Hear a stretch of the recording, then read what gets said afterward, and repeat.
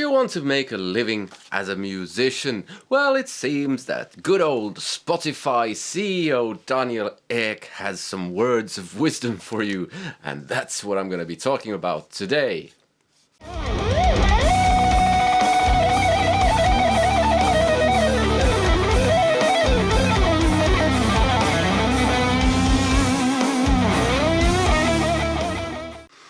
Hello and welcome to another video with me, Elmo J. Karjalainen. It's good to have you along. You can call me this guy if my name is tricky to pronounce, or if you want to.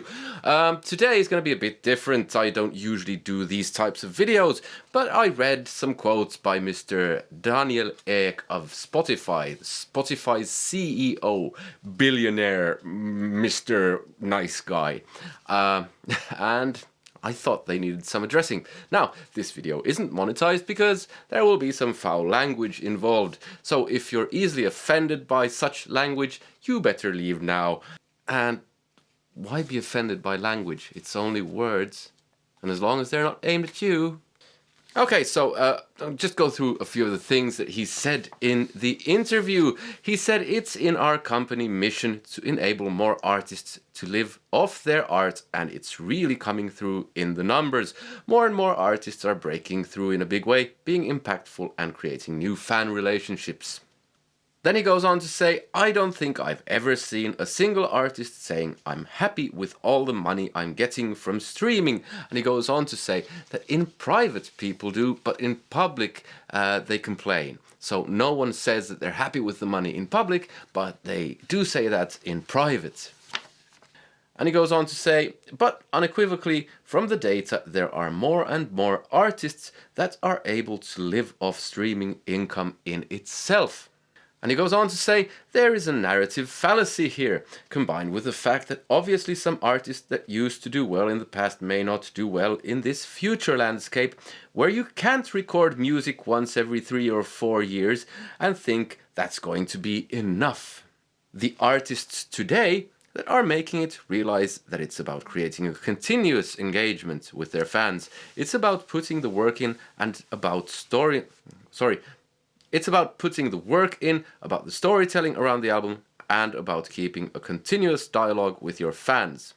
I feel really that the ones that aren't doing well in streaming are predominantly people who want to release music the way it used to be released. Okay, so there are a few things to kind of dig into here.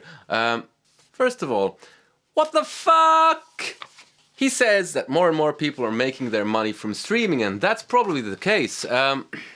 I'm not denying that, although I don't know the figures, but that seems fair enough. But let's take a hypothetical situation. Let's say that the amount of low-paying jobs increases because certain actors want to increase the amount of low-paying jobs, i.e. business owners. At the same time as they increase the amounts of low-paying jobs, they decrease the amounts of high-paying jobs, and more people are forced to take low-paying jobs. Now, if you do that, you cannot go around saying that it's the numbers say that more and more people are making their living from low-paying jobs, and that's a good thing. When you've just made the situation what it is, it's a fact, yes, that more people are making money from streaming, but that doesn't mean that it's necessarily a good thing. It might be because there's no other way to do it.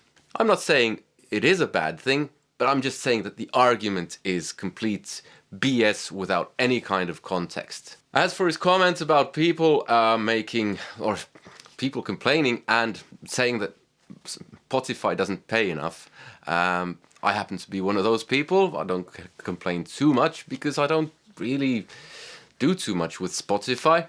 But he says that there are people saying positive things in private. Well, if they're so fucking positive, and if it's so bloody good, why aren't these people eulogizing Spotify, praising it publicly? If it's good, of course you fucking say it publicly, not in private. If you only say it in private, it's not very fucking good, is it? What a load of toss. I mean, fuck off. Fuck off. It's ridiculous. This is so good, and I'm going to support my statement with the argument that a lot of people have told me so in private. They will not say it in public because It's just so good. Ridiculous. Now, he is right on a couple of points. We can't make music the way we used to. The landscape has changed. CDs are no longer a thing. Vinyl, you can't sell physical products, I mean physical music, in the way that you could in the past. Streaming is here to stay. That's just a fact. So, what do we do about it? Well, we basically do what we've always done. We pick something and then we do that. The problem is that, take me as an example. I have my music on Spotify. I have my music on YouTube. I have my music all over the place. I could gig with that music. What am I doing? I'm doing one thing. I'm doing YouTube. That's what I'm basically putting my eggs in the YouTube baskets and also directing people to other places, but mainly via YouTube. If you want to play the Spotify game and make your money on Spotify, you have to really do your Spotify thing. And that's where a kind of constant engagement comes from. You have to make songs on, let's say, a weekly basis or a monthly basis. At least you can't wait 3 or 4 years to do another album on Spotify, because it doesn't work that way. You have to keep the people on there engaged. But this is where I think it becomes a bit problematic. I mean, making YouTube videos that are music related. So I make a bunch of different kinds of YouTube videos. I make gear reviews, I make lessons, and I also play some music. That's not really art. It's gear reviews, it's lessons, and well, the playing videos could be seen as art, depending upon. I churn out these videos twice a week.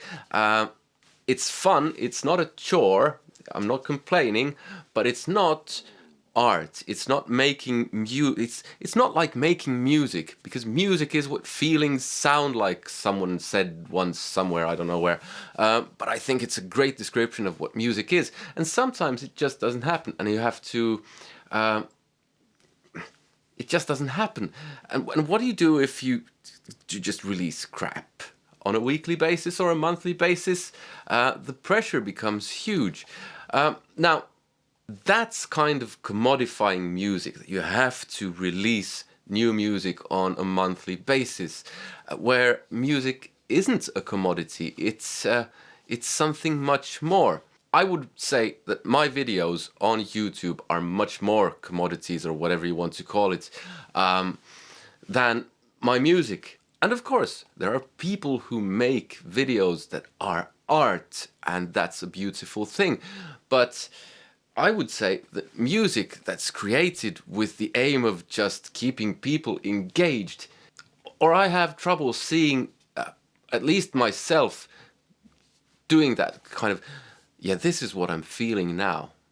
Because what I'll be feeling is a kind of constant pressure to make new stuff, and that in itself kind of, in a way, the way I see it, it kind of devalues the music.